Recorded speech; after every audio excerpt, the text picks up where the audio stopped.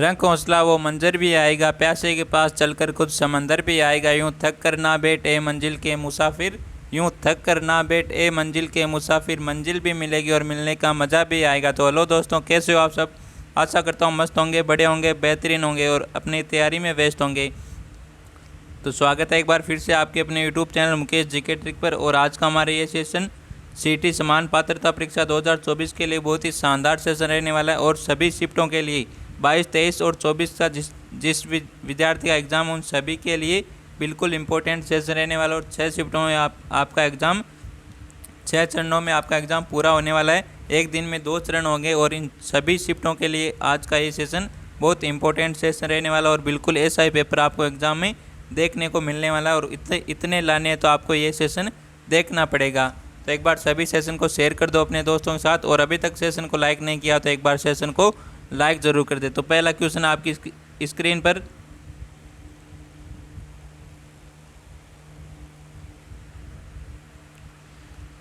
1883 ईस्वी में उदयपुर में परोपकारिणी सभा की स्थापना किसने की? तो 1883 ईस्वी में उदयपुर में परोपकारिणी सभा की स्थापना किसने की थी? वेरी इंपॉर्टेंट क्वेश्चन है, बहुत शानदार क्वेश्चन है। तो इसका आंसर दो फटाफट ऑप्शन आपके सामने, स्वामी विवेकानंद, माणिक्यलाल वर्मा, दयानंद सरस्वती और स्वामी केशवानंदन ने। तो इनमें से किसने की थी परोपकारिणी सभा की स्थापना? तो फटाफट आंसर कर दो एक बार कमेंट में। और यहाँ पर आंसर आ रहा है सभी का C answer. Very very important question है आपके सामने दोस्तों। तो यहाँ पर सी आंसर सभी का बिल्कुल राइट आंसर है। बहुत बढ़िया दोस्तों, यहाँ पर सभी का सी आंसर बिल्कुल राइट आंसर दिया सभी ने। बहुत बढ़िया दोस्तों, शानदार, लाजवाब, क्या बात है, सभी का बिल्कुल करेक्ट आंसर है पहला ही क्वेश्चन। तो नेक्स्ट क्वेश्चन आपके सामने, पूर्व राजस्थान संघ या संयुक्त राजस्थान प्रथम में निम्न में से कौन सी रियासत शामिल नहीं थी? तो पूर्व राजस्थान संघ और संयुक्त राजस्थान प्रथम में निम्नलिखित में से कौन सी रियासतें सम्मिलित नहीं थी? तो ऑप्शन है कोटा, करौली, झालावाड़, प्रतापगढ़। तो इनमें से कौन सा आंसर करेक्ट आंसर है? फटाफट आंसर दो कमेंट में। तो फटाफट आंसर आना चाहिए सभी का। तो यहाँ पर कौन सा आंसर बिल्कुल करेक्ट आंसर है? फटाफट आंसर कर दो एक बार। तो पूर्वी राजस्थान संघ में इनमें से कौन सी रियासत सम्मिलित नहीं थी? तो यहाँ पर कौन सा बिल्कुल राइट आंसर आ रहा है? B answer, Karauli. B answer बिल्कुल राइट आंसर है, करौली है, पूर्वी राजस्थान संघ में सम्मिलित नहीं थी। तो करौली किस में सम्मिलित थी बताओ, कमेंट करो एक बार सभी।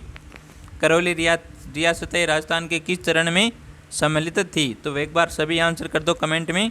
नेक्स्ट क्वेश्चन आपके सामने, प्राचीन शिलालेखों में आड़ का पुराना नाम क्या मिलता है? तो प्राचीन शिलालेखों में आड़ का प्राचीन नाम है क्या मिलता है? फटाफट आंसर कर दो एक बार। ऑप्शन है आपके सामने, आगाटपुर, ताम्रवती, धूलकोट, इनमें से कोई नहीं। तो फटाफट आंसर कर दो। और सभी का बिल्कुल करेक्ट आंसर आ रहा है ताम्रवती। आड़ का प्राचीन नाम क्या मिलता है? ताम्रवती मिलता है। तो बी आंसर सभी ने बिल्कुल राइट आंसर दिया। बहुत बढ़िया दोस्तों, यहाँ पर सभी का बी आंसर बिल्कुल राइट आंसर है।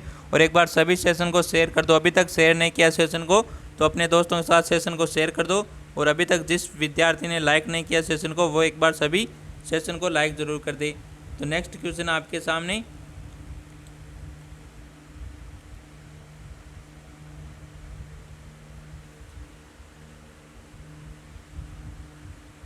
जोधपुर का वह शासक जो मोहम्मद अली जिन्ना के कहने पर तथा अधिक सुविधा एवं अधिकार प्राप्त करने के लिए पाकिस्तान में विलय को तैयार था? तो ऑप्शन आपके सामने, भूपाल सिंह, हनुमत सिंह, शार्दुल सिंह और मान सिंह द्वितीय। तो इनमें से कौन सा आंसर करेक्ट आंसर है? फटाफट आंसर करो। जोधपुर का वह शासक कौन था जिसने जो मोहम्मद अली जिन्ना के कहने पर तथा अधिक सुविधा एवं अधिकार प्राप्त करने के लिए पाकिस्तान में विलय को तैयार था? तो एक बार सभी आंसर कर दो। इसका आंसर क्या आंसर राइट आंसर रहने वाला? सभी का बिल्कुल राइट आंसर आ रहा है यहाँ पर बी आंसर। सभी का बी आंसर बिल्कुल राइट आंसर है। हनुवंत सिंह का ये जोधपुर का शासक था और इसने मोहम्मद अली जिन्ना के कहने पर और अधिक सुविधा एवं अधिकार प्राप्त करने के लिए पाकिस्तान में विलय होने के लिए तैयार हो गया था। हनुवंत सिंह, जोधपुर का हनुवंत सिंह। तो यहाँ पर कौन सा बी आंसर अपना बिल्कुल राइट आंसर हो जाएगा? B answer. कौन सा? बी आंसर अपना बिल्कुल राइट आंसर है। नेक्स्ट क्वेश्चन आपके सामने, सुमेलित कीजिए राजपूतों की उत्पत्ति। तो ब्राह्मणों से उत्पत्ति, डॉक्टर बी आर भंडाकर। विदेशियों की संतान किसने कहा था? कर्नल जेम्स टोड ने। यह आपको सुमेलित करना है। वैदिक क्षत्रियों की संतान ओजो, डॉक्टर गौरीशंकर हीराचंद ओजो। और अग्निकुंड से उत्पत्ति चंद्रवरदाई। तो इनमें से कौन सा आंसर करेक्ट आंसर है भाई? फटाफट आंसर करो एक बार सभी। तो राजपूतों की उत्पत्ति से आपको सुमेलित करना है। तो ब्राह्मणों से उत्पत्ति हुई, ये किसने कहा था? डॉक्टर BR भंडाकर ने कहा था। और विदेशियों की संतान किसने बताया था? कर्नल जेम्स टोड ने बताया था। ये भी बिल्कुल सुमेलित है। और वैदिक क्षत्रियों की संतान गौरीशंकर हीराशंकर ओजो ने कहा। और अग्निकुंड की उत्पत्ति से उत्पत्ति ये किसने कहा था? चंद्रवरदाई ने कहा। तो यहाँ पर कौन सा आंसर हो जाएगा? 1, 2, 3 और 4 बिल्कुल राइट आंसर हो जाएगा। और चंद्रवरदाई की पृथ्वीराज रासो में कहा था। किसमें कहा था? पृथ्वीराज रासो में। पृथ्वीराज रासो चंद्रवरदाई की रचयिता है। पृथ्वीराज रासो में कहा था चंद्रवरदाई ने। तो यहाँ पर कौन सा 1, 2, 3, 4 हो जाएगा आपका बिल्कुल राइट आंसर। नेक्स्ट क्वेश्चन है 1934 ईस्वी में स्थापित मारवाड़ प्रजामंडल के अध्यक्ष कौन थे? तो बताओ एक बार सभी। जयनारायण व्यास, भंवरलाल सरफार, बानमल जैन, छगनराज चौपासनी वाला। तो इनमें से कौन सा आंसर करेक्ट आंसर है? फटाफट आंसर कर दो एक बार। 1934 ईस्वी में स्थापित मारवाड़ प्रजामंडल के अध्यक्ष कौन थे? तो कौन थे? भंवरलाल सराफ। कौन थे? भंवरलाल सराफ। तो यहाँ पर बी आंसर बिल्कुल राइट आंसर है। कौन सा? बी आंसर अपना बिल्कुल राइट आंसर रहने वाला। हाँ बिल्कुल ऐसे क्वेश्चन आपके एग्जाम में आने वाले। तो एक बार सभी सेशन को लाइक कर दो भाई। अभी तक सेशन को लाइक नहीं किया है तो एक बार सभी सेशन को लाइक कर दो। नेक्स्ट क्वेश्चन है अप्रैल 1947 को घटित तस्सीमो कांड किस जिले से संबंधित है? तो तस्सीमो कांड किस जिले से संबंधित है? बताओ एक बार सभी। तो ऑप्शन आपके अलवर से, दौसा से, धौलपुर से और जयपुर से। तो इनमें से कौन सा आंसर करेक्ट आंसर है? फटाफट आंसर कर दो। अप्रैल 1947 को घटित तस्सीमो कांड हुआ था, किस जिले से संबंधित था? तो एक बार सभी आंसर कर दो। और कमेंट में ये भी बताओ कि वर्तमान में सबसे छोटा जिला कौन सा है? तो वर्तमान में सबसे छोटा जिला कौन सा है भाई? तो अब आपका धौलपुर जिला ये सबसे छोटा जिला नहीं रहा है। तो आपका सबसे छोटा जिला कौन सा हो जाएगा? दूदू हो जाएगा। नाम भी छोटा और जिला भी छोटा है। दूदू सबसे छोटा जिला कौन सा है? दूदू हो जाएगा। और सर्वाधिक जिलों वाले संभाग कौन कौन से भाई? बताओ एक बार सभी। सर्वाधिक जिलों वाले संभाग कौन कौन से? एक बार सभी आंसर कर दो कमेंट में। तो अप्रैल 1947 को घटित तस्सीमो कांड किस जिले से? धौलपुर जिले से। किस जिले से? धौलपुर जिले से। सी आंसर इसका बिल्कुल करेक्ट आंसर है। कौन सा? सी आंसर बिल्कुल करेक्ट आंसर है इसका। नेक्स्ट क्वेश्चन आपके सामने आमेर के किस वंश किस शासक ने यूक्लिड के ग्रंथ एलिमेंट्स ऑफ ज्योमेट्री का संस्कृत में अनुवाद किया? तो इनमें से कौन सा आंसर करेक्ट आंसर? ऑप्शन है आपके सामने मानसिंह, जयसिंह द्वितीय, जयसिंह प्रथम और जयसिंह तृतीय। तो इनमें से कौन सा आंसर करेक्ट आंसर है कि आमेर के किस शासक ने यूक्लिड के ग्रंथ एलिमेंट ऑफ, क्या एलिमेंट ऑफ है यहाँ पर? एलिमेंट ऑफ ज्योमेट्री का संस्कृत में अनुवाद किया। तो एक बार सभी आंसर कर दो भाई कमेंट में। सभी का बिल्कुल राइट आंसर आना चाहिए। और पीडीएफ सभी को मिल जाएगी भाई। पीडीएफ मिल जाएगी आप सभी को। टेलीग्राम चैनल है हमारा मुकेश जीके ट्रिक के नाम से। मुकेश जीके ट्रिक के नाम से टेलीग्राम चैनल, उसमें सभी क्लासों की पीडीएफ मिल जाएगी। जीके के अच्छे अच्छे फैक्ट मिलेंगे। तो इस टेलीग्राम की लिंक मिलेगी आपको। लिंक कहाँ पर मिलेगी भाई? लिंक मिलेगी हमारे यूट्यूब चैनल के बायो में मिल जाएगी। कहाँ पर? हमारे यूट्यूब चैनल के बायो में मिल जाएगी। पहले आपको यूट्यूब चैनल को सब्सक्राइब करना होगा, फिर यूट्यूब चैनल के बायो में जाकर वहाँ पर टेलीग्राम की लिंक दे रखी है, उस लिंक पर टैप करके आपको टेलीग्राम में ज्वाइन हो जाना है। तो इस क्वेश्चन का आंसर क्या आंसर राइट आंसर रहने वाला? जयसिंह द्वितीय। कौन सा? जयसिंह द्वितीय। तो यहाँ पर सी आंसर बिल्कुल राइट आंसर कौन सा? यहाँ पर बी हो जाएगा, यहाँ पर सी हो जाएगा। तो बी आंसर अपना बिल्कुल राइट आंसर कौन सा? बी आंसर अपना बिल्कुल राइट आंसर है। नेक्स्ट क्वेश्चन है मार्च 1527 में जब खानवा का युद्ध हुआ उस समय मारवाड़ का शासक कौन था। वेरी इंपॉर्टेंट क्वेश्चन है, कई बार एग्जाम में पूछा गया है कि मार्च 1527 में जब खानवा का युद्ध हुआ था तो उस समय मारवाड़ का शासक कौन था। तो ऑप्शन है मालदेव, सांगा, गंगा और वीरमदेव। तो इनमें से कौन सा आंसर करेक्ट आंसर है, फटाफट आंसर कर दो भाई एक बार सभी। तो मार्च 1527 में जब खानवा का युद्ध हुआ था तो उस समय में मारवाड़ का शासक कौन था, गंगा था। कौन था, गंगा। तो यहाँ पर सी आंसर बिल्कुल राइट आंसर है। और वीरमदेव कहाँ का था, वीरमदेव मेड़ता का था। तो यहाँ पर सी आंसर अपना बिल्कुल राइट आंसर है। और फटाफट आंसर करते जाओ आप सभी। आज बहुत शानदार क्वेश्चन लेकर आए हूँ आपके लिए मैं। तो नेक्स्ट क्वेश्चन है गणगौर के त्यौहार पर मारवाड़ क्षेत्र में महिलाओं द्वारा किया जाने वाला लोक नृत्य है। तो गणगौर के त्यौहार पर मारवाड़ क्षेत्र में महिलाओं द्वारा किया जाने वाला लोक नृत्य घूमर, चरी, गुड़ला और नेजा। तो इनमें से कौन सा लोक नृत्य है भाई जो गणगौर के त्यौहार पर किया जाता है मारवाड़ क्षेत्र में महिलाओं द्वारा। तो आप बताओ गणगौर का त्यौहार कब आता है भाई, बताओ एक बार सभी, फटाफट आंसर करो। गणगौर का त्यौहार कब आता है। तो गणगौर का त्यौहार आता है चैत्र शुक्ल तृतीया को। चैत्र शुक्ल तृतीया को आता है भाई गणगौर का त्यौहार। और फटाफट आंसर करो एक बार सभी। और चरी नृत्य की प्रसिद्ध नृत्यांगना कौन है भाई, फल्गुबाई। फल्गुबाई ना। और एक है चक्री, एक चरी और चक्री अलग है दोनों ही। चक्री की कौन है भाई प्रसिद्ध नृत्यांगना, गुलाबो। कौन है, गुलाबो। गुलाबो ने पेरिस में अपना नृत्य का प्रदर्शन किया था, गुलाबो ने।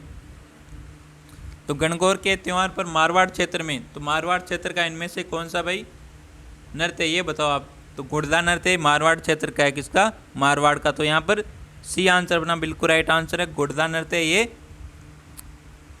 गणगौर के त्यौहार पर मारवाड़ यानी मारवाड़ किसको कहते, जोधपुर, मारवाड़ क्षेत्र में महिलाओं द्वारा किया जाने वाला लोक नृत्य गुड़ला नृत्य। तो यहाँ पर कौन सा सी आंसर करेक्ट आंसर अपना, कौन सा सी आंसर बिल्कुल राइट आंसर रहने वाला। नेक्स्ट क्वेश्चन आपके सामने, मुगल सम्राट अकबर ने आमेर के किस शासक को उसके राज्यारोहण पर 5,000 का मनसब एवं राजा का खिताब प्रदान किया। तो ऑप्शन है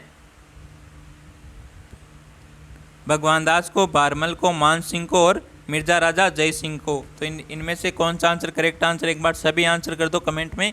मुगल सम्राट अकबर ने आमेर के किस शासक को उसके राज्यारोहण पर 5,000 का मनसब और राजा का खिताब प्रदान किया था।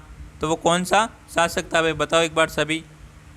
तो सभी का आंसर आ रहा है यहाँ पर सी आंसर आ रहा है भाई। और कईयों का डी भी आंसर आ रहा है भाई। हाँ, कईयों का डी भी आ रहा है और कईयों का सी भी आ रहा है भाई। तो डी कैसे आ रहा है भाई। हाँ, तो यहाँ पर सी आंसर वालों का बिल्कुल राइट आंसर है भाई, मान सिंह को। तो 5,000 का मनसब और राजा का खिताब मान सिंह को ही तो दिया था अकबर ने। तो यहाँ पर कौन सा सी आंसर हो जाएगा अपना बिल्कुल राइट आंसर। नेक्स्ट क्वेश्चन है आपके सामने, निम्न में से किस मंदिर की खोज कर्नल जेम्स टोड ने की। ध्यातव्य है कि वह पंचायतन शैली में बना हुआ है। तो इनमें से किस मंदिर की खोज है कर्नल जेम्स टोड ने की थी और ये कहा जाता है कि वह पंचायतन शैली में बना हुआ है। तो ऑप्शन है जगदीश मंदिर, सोपन मंदिर, बाडोली मंदिर और त्रिपुरा मंदिर। तो वह कौन सा मंदिर है, फटाफट आंसर करो एक बार सभी। तो वह बांडोली मंदिर। कौन सा, बांडोली मंदिर। सी आंसर इसका बिल्कुल राइट आंसर है। कौन सा, सी आंसर बिल्कुल करेक्ट आंसर रहने वाला है यहाँ पर। नेक्स्ट क्वेश्चन आपके सामने, वृद्ध राजस्थान का महाराज प्रमुख निम्न में से किसे बनाया गया। तो वृद्ध राजस्थान का राज प्रमुख है, महाराज प्रमुख है, ये किसे बनाया गया था। तो ऑप्शन है जयपुर महाराजा सवाई मान सिंह को, कोटा महाराव भीम सिंह को, मेवाड़ महाराणा भूपाल सिंह को, जोधपुर शासक हनुवंत सिंह को। तो वृद्ध राजस्थान का एकीकरण कितने चरणों में हुआ था। राजस्थान का एकीकरण है आपके 7 चरणों में पूरा हुआ था। कितने चरणों में, 7 चरणों में। ये क्वेश्चन आया था पिछली बार सीटी में, पिछली सीटी 2023 में आया था कि राजस्थान का एकीकरण कितने चरणों में पूर्ण हुआ था। तो कितने चरणों में हुआ था? 7 चरणों में। और वृद्ध राजस्थान का महाराज प्रमुख इनमें से किसे बनाया था? तो मेवाड़ महाराणा भूपाल सिंह को बनाया था।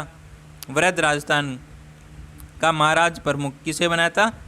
मेवाड़ महाराणा भूपाल सिंह को। तो यहाँ पर सी आंसर बिल्कुल राइट आंसर। कौन सा? सी आंसर अपना बिल्कुल राइट आंसर रहने वाला है। नेक्स्ट क्वेश्चन है, बहुत शानदार क्वेश्चन है, बहुत ही बेहतरीन बढ़िया क्वेश्चन है। सवांग लोकनाट्य का एक महत्वपूर्ण स्वरूप है, सवांग से संबंधित तथ्य है। तो इनमें से कौन से तथ्य जो सवांग से संबंधित है? तो इसके अंतर्गत किसी लोकनायक, देवी देवता, पौराणिक पात्र एवं कथानक के आधार पर सवांग रचा जाता है। सवांग रचने वाले व्यक्ति को बहरूपिया कहा जाता है। जानकीलाल भांड सवांग के अंतर्राष्ट्रीय प्रसिद्धि प्राप्त कलाकार है भाई। ये सभी तथ्य सही है। तो इनमें से कौन सा आंसर करेक्ट आंसर है? सवांग के लिए, और इसे बहरूपिया कला भी कहा जाता है।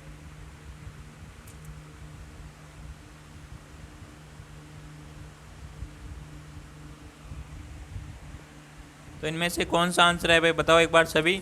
तो इसके अंतर्गत किसी लोकनायक, देवी देवता, पौराणिक पात्र एवं कथानक के आधार पर सवांग रचा जाता है। ये भी बिल्कुल सही है। और सवांग रचने वाले व्यक्ति को क्या कहा जाता है? बहरूपिया कहा जाता है। क्या कहा जाता है? बहरूपिया कहा जाता है। तो आप क्या आते हैं ना, रावण बनकर आते हैं भाई, हनुमान जी बनकर आते हैं, राम बनकर आते हैं, शिव जी बनकर आते हैं। वो काक में वो कौन सी बोतल लगाते हैं और अपनी जटाओं से वो पानी बरसाते हैं ना, वो वाला बहरूपिया है ये। और जानकीलाल भांड सवांग के अंतर्राष्ट्रीय प्रसिद्धि प्राप्त कलाकार है। ये भी बिल्कुल सही है। तो यहाँ पर डी आंसर हो जाएगा। सभी तथ्य सही है। सवांग लोकनाट्य का महत्वपूर्ण स्वरूप है ये। तो यहाँ पर कौन सा डी आंसर अपना बिल्कुल राइट आंसर हो जाएगा। ये सभी तथ्य क्या है? सही है। नेक्स्ट क्वेश्चन आपके सामने, निम्नलिखित में से कौन सा पुरातत्व स्थल राजस्थान के भरतपुर जिले में पाया गया है? वेरी इंपॉर्टेंट क्वेश्चन है। ऑप्शन है अहिल्याबाई का कुआं, अकबरी मस्जिद, आजी रहमान चिश्ती भवन,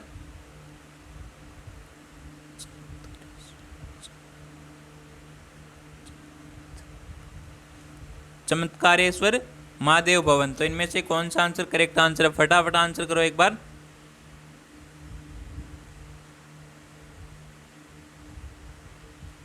तो इनमें से कौन सा पुरातत्व स्थल राजस्थान के भरतपुर जिले में पाया गया? तो यहाँ पर कौन सा? अहिल्याबाई का कुआं, ये आपके भरतपुर जिले में पाया गया। तो यहाँ पर ए आंसर बिल्कुल राइट आंसर हो जाएगा। कौन सा?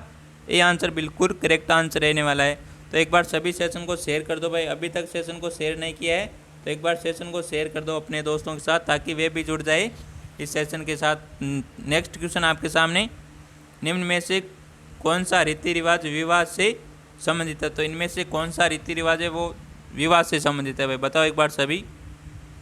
ऑप्शन है बंदोली, सुआ, अनप्रसन और संतारा।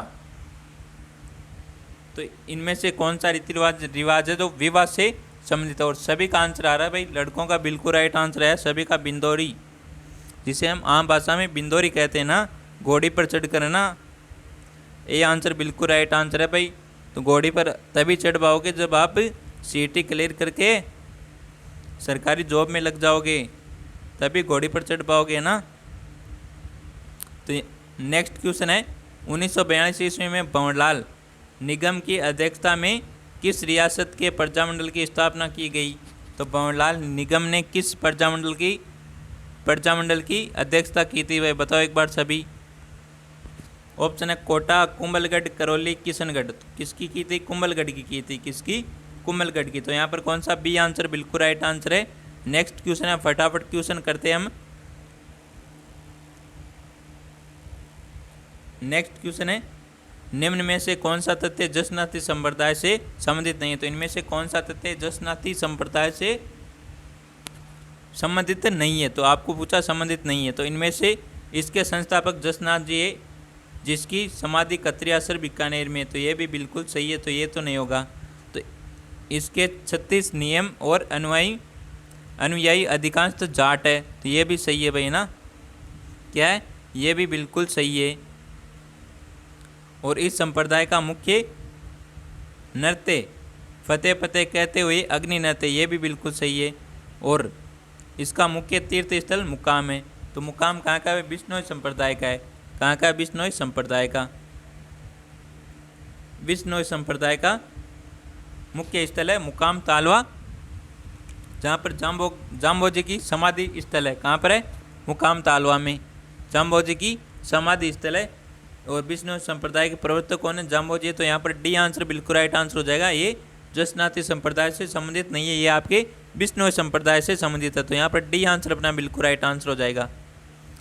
नेक्स्ट क्वेश्चन है, कुंवर प्रताप सिंह को अंग्रेज सरकार ने किस षड्यंत्र के संदर्भ में गिरफ्तार किया था? तो ऑप्शन है दिल्ली से षड्यंत्र, बनारस षड्यंत्र, मेरठ और अलीपुर षड्यंत्र।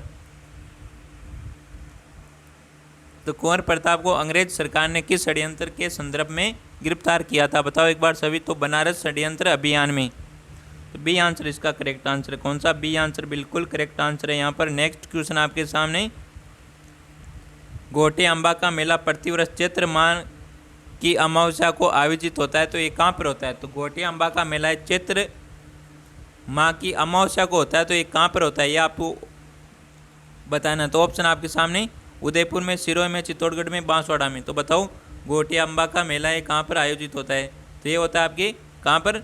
बांसवाड़ा में। डी आंसर बिल्कुल राइट आंसर दिया। जिसने भी डी आंसर दिया है उन सभी का बिल्कुल राइट आंसर है। तो अगला क्वेश्चन है, अगला क्वेश्चन क्या कहता है भाई?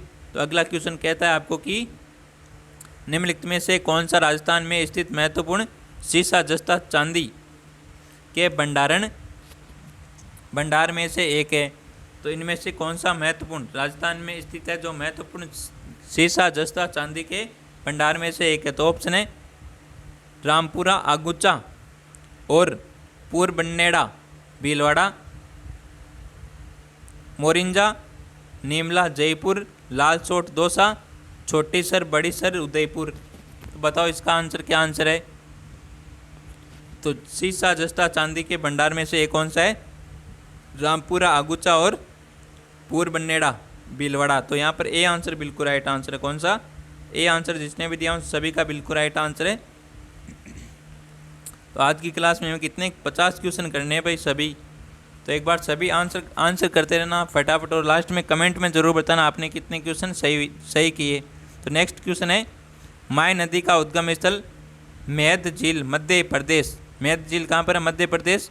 इसके राजस्थान में प्रवेश किस जिले से होता है? तो राजस्थान में प्रवेश किस जिले से होता है? बताओ एक बार सभी। तो ये होता है आपके बांसवाड़ा जिले से। किस जिले से? बांसवाड़ा जिले से। बी आंसर बिल्कुल राइट आंसर दिया सभी ने। नेक्स्ट क्वेश्चन है, मरुस्थलीय भाग में पथरीली भूमि के आवरण वाले क्षेत्र को क्या कहा जाता है? तो मरुस्थलीय भाग में जो पथरीली भूमि होती है उसके आवरण को क्या बोला जाता है? तो ऑप्शन है रेग, हमादा, बांगड़ और गोडवाड़।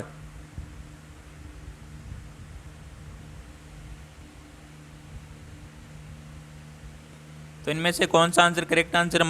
मरुस्थलीय भाग में पथरीली भूमि के आवरण वाले क्षेत्र को क्या बोला जाता है? फटाफट आंसर करो एक बार। तो क्या बोला जाता है? रेग बोला जाता है। तो यहाँ पर ए आंसर बिल्कुल राइट आंसर है। जिसने भी ए आंसर दिया उन सभी का बिल्कुल राइट आंसर रहने वाला है। नेक्स्ट क्वेश्चन आपके सामने, निम्न में से कौन सा वस्त्र आदिवासी स्त्रियों द्वारा नहीं पहना जाता? तो इनमें से कौन सा वस्त्र है जो आदिवासी स्त्रियों द्वारा नहीं पहना जाता है? तो केरी बांध की ओढ़नी है और तारा बांध की ओढ़नी, ये भी आदिवासी महिलाओं द्वारा पहना जाता है। तो इनमें से बताओ भाई कौन सा आंसर करेक्ट आंसर है? तो ऑप्शन है जामसोई साड़ी, रेनसाई साड़ी, तारा बांध की ओढ़नी, ये आदिवासियों द्वारा पहना जाता है। अंगरखा, तो अंगरखा ये पुरुषों द्वारा पहना जाता है। किसके द्वारा? पुरुषों द्वारा। पुरुष द्वारा कमर पर पहना, कमर के ऊपर पहनते हैं अंगरखा। तो यहाँ पर डी आंसर बिल्कुल राइट आंसर हो जाएगा। अंगरखा पुरुष द्वारा पहना जाता है। ये भी आप इनमें से आप दे सकते हो कि ये तो पुरुषों का और हमें क्या पूछा? स्त्रियों का। तो यहाँ पर डी आंसर बिल्कुल आंसर, इजी सा आंसर देना था आपको। नेक्स्ट क्वेश्चन है, उपाद्र जलवायु प्रदेश से संबंधित निम्न में से कौन सा तथ्य सही नहीं है? तो उपाद्र जलवायु प्रदेश से संबंधित निम्न में से कौन सा तथ्य सही नहीं है? तो ऑप्शन है, इस जलवायु प्रदेश की औसत वर्षा 40 से 60 सेंटीमीटर है। इस क्षेत्र में पतझड़ वाली वनस्पति पाई जाती है। यह जलवायु प्रदेश झालावाड़ जिले में पाया जाता है। ग्रीष्म ऋतु में इस जलवायु प्रदेश का तापमान 28 डिग्री से 34 डिग्री सेल्सियस रहता है। तो इनमें से बताओ भाई कौन सा तथ्य सही नहीं है? फटाफट आंसर करो एक बार सभी। अरे सभी आंसर करो फटाफट, तुक्के किसी को भी नहीं मारने, है ना। एग्जाम में तो चलो कोई बात नहीं, तुक्के मार लेना, जो आंसर आपको नहीं आए वहाँ पर कर लेना भाई। 1 2 3 4 बाबा तेरी जय जयकार, क्योंकि आपका आपके नेगेटिव मार्किंग नहीं है सीईटी में। इस बार तो दो भाई। इसका आंसर क्या आंसर राइट आंसर है? तो यहाँ पर कौन सा बिल्कुल करेक्ट आंसर रहने वाला है? तो यहाँ पर कौन सा? यह जलवायु प्रदेश झालावाड़ जिले में पाया जाता है। ये बिल्कुल गलत है भाई ना, ये तथ्य सही नहीं है ना। तो यहाँ पर कौन सा हो जाएगा? सी आंसर बिल्कुल राइट आंसर हो जाएगा। जिसने भी सी आंसर दिया उन सभी का बिल्कुल राइट आंसर है। झालावाड़ में अति आर्द्र पाया जाता है। कौन सा? उपाद्र नहीं पाया जाता है। झालावाड़ में अति आर्द्र पाया जाता है। कौन सा? अति आर्द्र जलवायु प्रदेश पाया जाता है। अति आर्द्र जलवायु प्रदेश पाया जाता है झालावाड़ में। तो यहाँ पर सी आंसर अपना बिल्कुल राइट आंसर है और सभी ने लगभग बिल्कुल राइट आंसर दिया है। नेक्स्ट क्वेश्चन क्या कहता है? निम्न में से कहाँ के मंदिरों में बौद्ध कला, जैन कला तथा गुप्त काल का प्रतिहारकालीन वास्तु से समन्वय हुआ है? तो ऑप्शन है, शीतलेश्वर महादेव के मंदिर, ओसिया के मंदिरों में, एकलिंग जी के मंदिरों में, उपयुक्त में से कोई नहीं। तो क्वेश्चन क्या पूछा है भाई? कहाँ के मंदिरों में बौद्ध कला, जैन कला तथा गुप्त काल का प्रतिहारकालीन वास्तु में समन्वय हुआ है? तो यहाँ पर कौन सा आंसर करेक्ट आंसर है? फटाफट आंसर कर दो। तो यहाँ पर सभी का बी आंसर बिल्कुल राइट आंसर है। अरे बहुत बढ़िया दोस्तों, यहाँ पर सभी का बिल्कुल राइट आंसर है बी आंसर। सभी ने बिल्कुल राइट आंसर दिया आपका बी आंसर, ओसिया के मंदिर। तो यहाँ पर सभी का बिल्कुल राइट आंसर हो जाएगा आपका B answer. Very important question है। नेक्स्ट क्वेश्चन आपके सामने, मेवाड़ के मगरा क्षेत्र के भीलों के कालाजी कौन है भाई? तो बताओ एक बार सभी कौन सा आंसर करेक्ट आंसर है? फटाफट आंसर करो एक बार।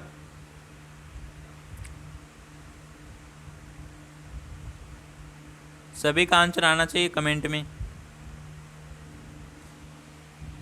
तो मेवाड़ के मगरा क्षेत्र के भीलों के कालाजी कौन है भाई? तो कालाजी कौन है? ऑप्शन है, ऋषभ देव जी, एकलिंग जी, श्रीनाथ जी और द्वारिकाधीश। तो यहाँ पर कौन सा? ए आंसर बिल्कुल राइट आंसर है, ऋषभ देव जी है। ये मेवाड़ के मगरा क्षेत्र के भीलों के कालाजी है। क्या है? कालाजी। तो यहाँ पर ए आंसर बिल्कुल राइट आंसर है। जिसने भी ए आंसर दिया है उन सभी का बिल्कुल राइट आंसर है। नेक्स्ट क्वेश्चन आपके सामने, राजस्थान की पवन ऊर्जा नीति निम्नलिखित में से किस वर्ष में तैयार हुई थी? तो बताओ एक बार सभी कौन सा आंसर करेक्ट आंसर है यहाँ पर? तो यहाँ पर हुई थी ये 2012 में। कब हुई थी? 2012 में। सी आंसर बिल्कुल राइट आंसर इसका। कौन सा? सी आंसर अपना बिल्कुल राइट आंसर है। नेक्स्ट क्वेश्चन आपके सामने, तो जो भी विद्यार्थी हमारे यूट्यूब चैनल पर नहीं है वो एक बार यूट्यूब चैनल को सब्सक्राइब जरूर कर ले।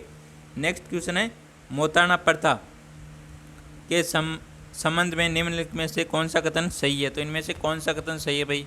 तो किसी व्यक्ति की मृत्यु होने पर होने वाला शोक कार्यक्रम मोताना कहलाता है। क्या है? सही है। किसी व्यक्ति की मृत्यु होने के बाद पुनः जीवित होने की मान्यता, तो ये पुनः जीवित तो होता ही नहीं है, तो ये बिल्कुल गलत हो जाएगा। किसी व्यक्ति की मृत्यु के बदले दूसरे व्यक्ति को मौत की घाट उतारना, क्या ये सही है? किसी व्यक्ति की संगीत मृत्यु होने पर मृत्यु स्थान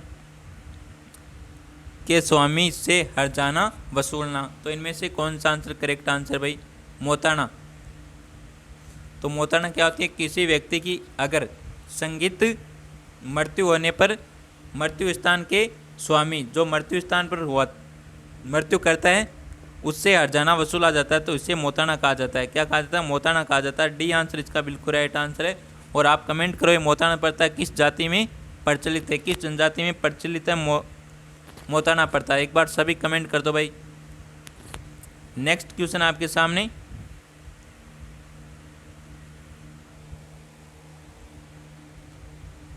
निम्नलिखित में से कौन सा विद्युत के अंतर पावर स्टेशन राजस्थान राज्य विद्युत उत्पादन निगम लिमिटेड के स्वामित्व और संचालन के अधीन नहीं है। तो ऑप्शन है छबड़ा, गिरल, धौलपुर और आगुचा। कौन सा हो जाएगा यहाँ पर? डी आंसर आगुचा हो जाएगा बिल्कुल राइट आंसर। ये स्वामित्व और संचालन के अध्ययन नहीं है। विद्युत उत्पादन लिमिटेड निगम लिमिटेड के स्वामित्व और संचालन के अधीन नहीं है आगुचा। नेक्स्ट क्वेश्चन है राजस्थान के संदर्भ में कौन सा विकल्प सही सुमेलित है? तो राजस्थान के संदर्भ में कौन सा विकल्प है सही सुमेलित है? और ऑप्शन आपके सामने, सबसे अधिक जनसंख्या वाला जिला उदयपुर है,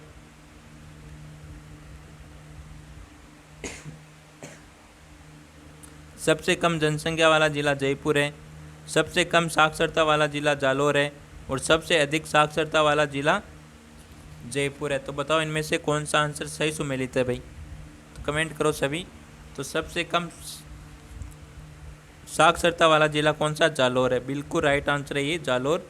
सी आंसर बिल्कुल राइट आंसर। और सबसे अधिक जनसंख्या वाला जिला कौन सा? आपका जयपुर है। कौन सा?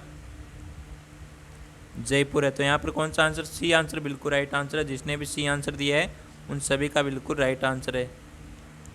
नेक्स्ट क्वेश्चन है राजस्थान में पाई जाने वाली निम्नलिखित प्रजातियों में से कौन सी प्रजाति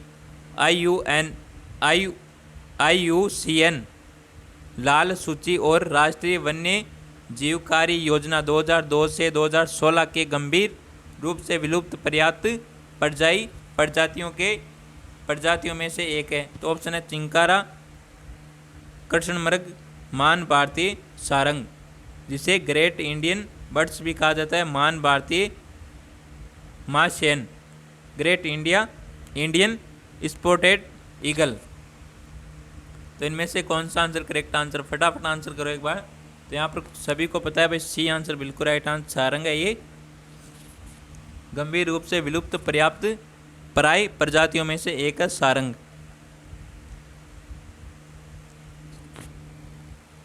नेक्स्ट क्वेश्चन है जनगणना 2011 के अनुसार राजस्थान में जनसंख्या वृद्धि दर से संबंधित कौन सा कथन सही है? तो इनमें से कौन सा कथन है सही है? तो ऑप्शन है सर्वाधिक जनसंख्या वृद्धि दर बाड़मेर जिले में दर्ज की गई है, न्यूनतम जनसंख्या वृद्धि दर गंगानगर जिले में दर्ज की गई है और राज्य की औसत जनसंख्या वृद्धि दर 21.3% दर्ज की गई। उपयुक्त में से सभी कथन सही है।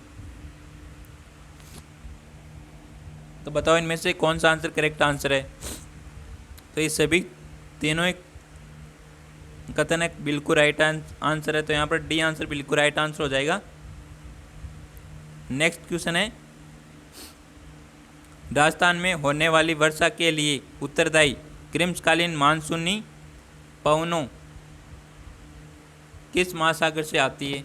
तो राजस्थान में होने वाली वर्षा के लिए उत्तरदायी ग्रीष्मकालीन मानसूनी पवनें किस महासागर से आती है? प्रशांत महासागर से, हिंद महासागर से, अंटार्कटिक महासागर से या आर्कटिक महासागर से?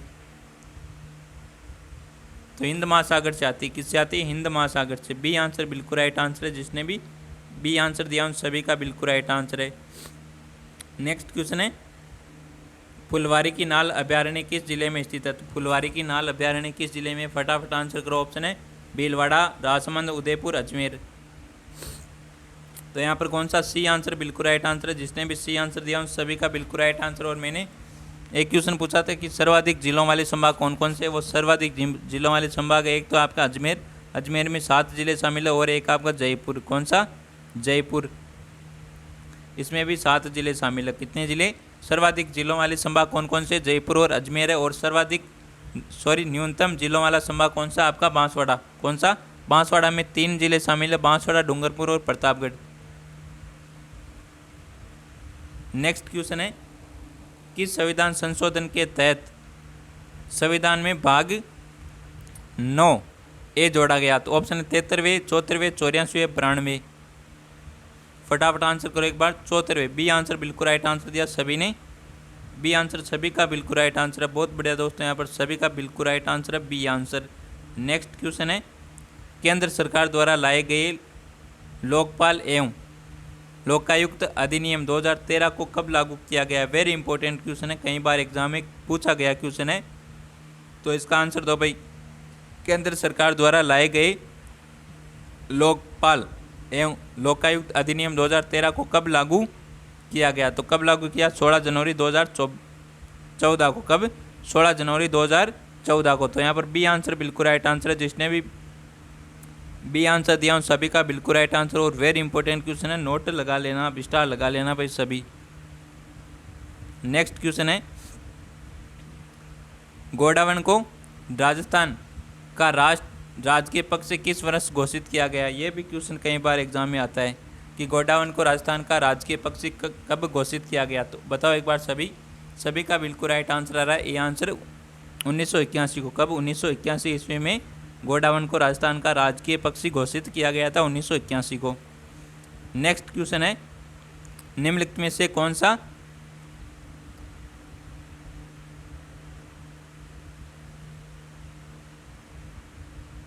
तो निम्नलिखित में से कौन सा मैनालोर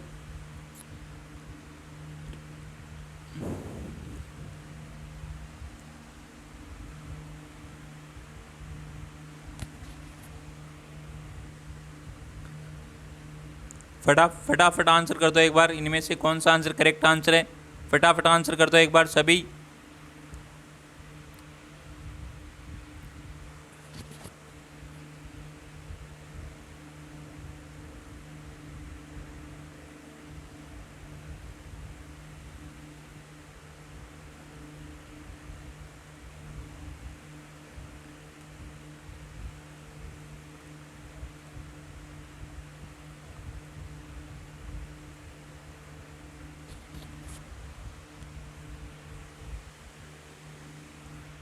आवाज़ नहीं आई क्या? आवाज़ नहीं आई, चलो कोई बात नहीं। तो अगला क्वेश्चन है, इनमें से कौन सा मानव शरीर का सबसे कठोर पदार्थ माना जाता है? तो इनमें से कौन सा मानव का सबसे कठोर पदार्थ माना जाता है? ऑप्शन है पैर के अंगूठे के नाखून, दांतों का इनेमल, घुटना फलक, कोहनी हड्डी का जोड़ा। तो इनमें से कौन सा आंसर राइट आंसर है? फटाफट आंसर कर दो। अब तो आ रही है प्रॉपर आवाज़, एक बार कमेंट कर दो सभी। आवाज़ सभी के पास आ रही है ना? सभी कमेंट कर दो एक बार, थम्स अप कर दो भाई सभी, आवाज़ आ रही है तो। यहाँ पर कौन सा बी आंसर सभी का बिल्कुल राइट आंसर है। दांतों का इनेमल मानव शरीर का सबसे कठोर पदार्थ होता है। कौन सा कठोर पदार्थ माना जाता है? तो यहाँ पर बी आंसर बिल्कुल राइट आंसर हो जाएगा, दांतों का इनेमल। तो यहाँ पर बी आंसर बिल्कुल राइट आंसर दिया सभी ने। नेक्स्ट क्वेश्चन, आप प्रॉपर आवाज़ आ रही है सभी कमेंट कर दो एक बार। नेक्स्ट क्वेश्चन आपके सामने, निम्नलिखित में से कौन सा सिंथेटिक फाइबर का उदाहरण नहीं है? तो इनमें से कौन सा सिंथेटिक फाइबर का उदाहरण नहीं है? तो ऑप्शन हो जाएगा आपका कपास। ए आंसर बिल्कुल राइट आंसर है सभी का। नेक्स्ट क्वेश्चन आपके सामने, बिजली उत्पादन के लिए मुख्य रूप से जीवाश्म ईंधन की उपयोग किया जाता है। तो बिजली उत्पादन के लिए मुख्य रूप से किस जीवाश्म ईंधन का उपयोग किया जाता है? तो ऑप्शन है कोयला, यूरेनियम, प्राकृतिक गैस, पेट्रोलियम। तो फटाफट आंसर कर दो एक बार। तो किसका उपयोग किया जाता है? सभी को पता है कोयले का उपयोग किया जाता है बिजली उत्पादन के लिए। यहाँ पर ए आंसर सभी का बिल्कुल राइट आंसर है, कोई डाउट नहीं है इसमें, है ना। नेक्स्ट क्वेश्चन, निम्नलिखित में से कौन सा एक रासायनिक परिवर्तन नहीं है? तो इनमें से कौन सा एक रासायनिक परिवर्तन नहीं है? वेरी इंपॉर्टेंट क्वेश्चन है भाई। ऑप्शन है लोहे में जंग लगना, मैग्नीशियम, रिबन का दहन, मोमबत्ती का जलना और मोम का पिघलना। तो इनमें से जो आंसर कर देगा भाई राइट, वो आपका बिल्कुल करेक्ट आंसर हो जाएगा। तो यहाँ पर कौन सा आंसर करेक्ट आंसर है भाई? इसमें कंफ्यूज हो भाई, 2 और 3 और 4 में ना, इसमें आप कंफ्यूज हो। तो यहाँ पर आंसर आ रहा है भाई सी आ रहा है, डी आ रहा है, सी आ रहा है, डी आ रहा है। तो ये क्यों हो रहा है भाई यहाँ? तो मोमबत्ती का जलना, तो मोमबत्ती जलती है जब, ये मोमबत्ती क्या है? मोमबत्ती। ये जब जलती है तो उससे धुआं निकलता है। क्या निकलता है? धुआं निकलता है। तो ये रासायनिक परिवर्तन होता है। क्या परिवर्तन होता है? रासायनिक परिवर्तन होता है। मोमबत्ती का जलना, तो जलने पर धुआं निकलता है, तो धुएं से वापस मोम थोड़ी प्राप्त की जा सकती है। तो भौतिक परिवर्तन वो होता है जिससे वापस वही प्राप्त हो जाए। तो जैसे बर्फ़ का पिघलना, तो बर्फ़ पिघलता है तो पानी बनता है, पानी वापस जमता है तो वापस बर्फ़ बन जाता है, तो ये होता है भौतिक परिवर्तन। तो ये मोम का पिघलना, तो आप मोम को पिघलोगे तो वापस वो मोम बन जाएगी फिर। तो यहाँ पर डी आंसर बिल्कुल राइट आंसर। अब आप याद रखना भाई, मोमबत्ती का जलना नहीं होगा भौतिक परिवर्तन। भौतिक परिवर्तन होगा, रासायनिक परिवर्तन नहीं होगा। ये रासायनिक परिवर्तन होता है, भौतिक परिवर्तन नहीं होता। तो आपको पूछा है रासायनिक परिवर्तन नहीं है, तो ये आपका मोम का पिघलना है, ये आपका भौतिक परिवर्तन है, रासायनिक परिवर्तन नहीं है। तो यहाँ पर डी आंसर हो जाएगा बिल्कुल राइट आंसर। कौन सा? डी आंसर बिल्कुल राइट आंसर हो जाएगा। नेक्स्ट क्वेश्चन आपके सामने, जल का वाष्प में परिवर्तन कहलाता है। वेरी इंपॉर्टेंट क्वेश्चन है भाई, साइंस से क्वेश्चन है, कई बार एग्जाम में आता है। जल का वाष्प में परिवर्तन कहलाता है। ऑप्शन है प्राकृतिक, भौतिक, रासायनिक, जैविक। तो जल का वाष्प में परिवर्तन कहलाता है भाई, बताओ एक बार सभी। पिछले से ही सोच समझ कर देना भाई, पिछले के अकॉर्डिंग की क्वेश्चन है ये, सोचो एक बार। तो जल का वाष्प में बदलना, तो जल का वाष्प कब बनता है? जब ये कोई पतीला रखा है यहाँ पर, है ना, इसमें जल, क्या है? जल। और यहाँ पर आप दे रखे हो, आँच दे रखे हो ना, तो यहाँ पर आप आँच दोगे तो ये भाप में परिवर्तन होगा, वाष्प में परिवर्तन होगा। तो वाष्प को आप इकट्ठा करोगे तो ये वापस पानी बन जाएगा, वापस पानी बन जाएगा यहाँ पर इस पतीले में, है ना। वाष्प को इकट्ठा करोगे तो वापस पानी बन जाएगा। तो जल का वाष्प में परिवर्तन कौन सा? भौतिक परिवर्तन है। कौन सा? भौतिक परिवर्तन है। यहाँ पर बी आंसर हो जाएगा बिल्कुल राइट आंसर। जिसने भी बी आंसर दिया है उन सभी का बिल्कुल राइट आंसर है। पिछले जैसा ही क्वेश्चन था ना, और लास्ट में आप सभी को बताना भाई कितने क्वेश्चन सही किए आपने, और ये सेशन कैसा लगा ये भी आपको कमेंट में बताना सभी को। नेक्स्ट क्वेश्चन है, पाश्चुरीकरण संबंधित है। तो पाश्चुरीकरण है किससे संबंधित है? ऑप्शन आपके सामने, दूध के निर्जमीकरण से, दूध के निर्जलीकरण से, दूध के किण्वन से, दूध के आसवन से। तो इनमें से कौन सा आंसर करेक्ट आंसर है? पाश्चुरीकरण है किससे संबंधित है? पाश्चुरीकरण है ये आपके दूध के निर्जमीकरण से है। ए आंसर जिसने भी दिया उन सभी का बिल्कुल करेक्ट आंसर रहने वाला। कौन सा? ए आंसर जिसने भी दिया है उन सभी का बिल्कुल राइट आंसर रहने वाला है।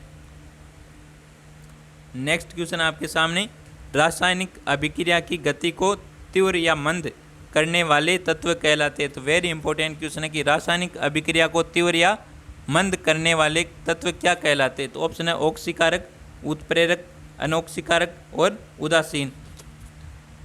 तो यहाँ पर कौन सा आंसर करेक्ट आंसर है भाई?